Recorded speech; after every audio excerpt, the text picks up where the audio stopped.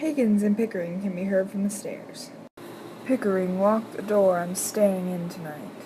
Well, can Mrs. Pierce go to bed? We won't be needing anything else. Eliza opens the door looking brilliant in her evening dress. Higgins and Pickering both return home and dispose of their coats and shoes carelessly.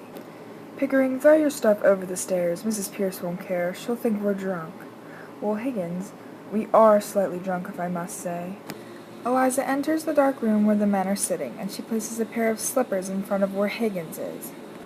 Oh my goodness, I'm so tired. What a long day it has been. Well, it has been a long day, but Eliza has convinced everyone, hasn't she? Well, thank God this mess is over. Eliza flinches, but nobody notices. Were you nervous at the party, Eliza? No, she wasn't nervous. We knew she'd do fine.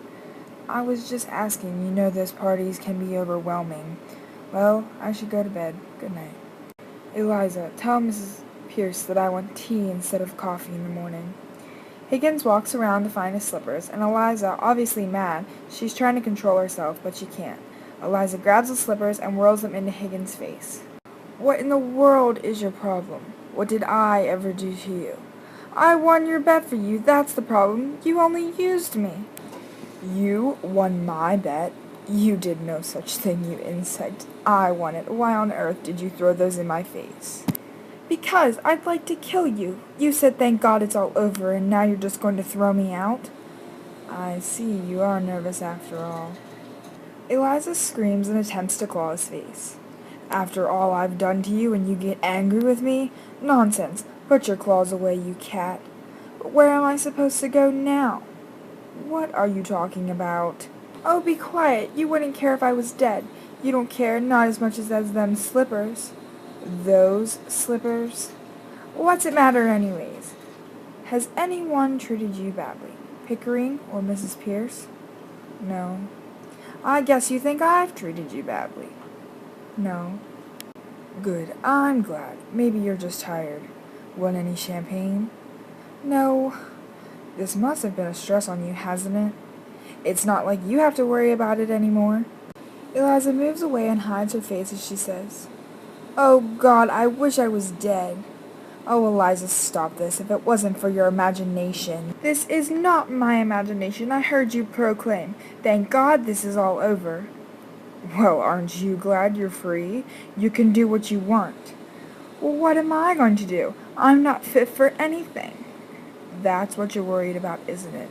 I can only imagine you're very well suited to open your own shop. You could get married.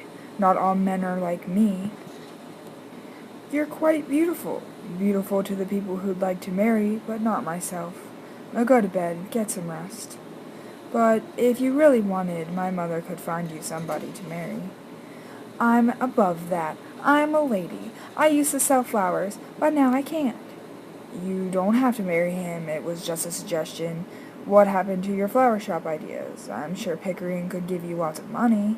Eliza, looking puzzled, asks, Do my clothes belong to me or Mr. Pickering? Why would they belong to him? Maybe you wanted them for the next experiment, and I wouldn't want to be accused of stealing. Dear God, take the whole house, just not the jewels. Stop!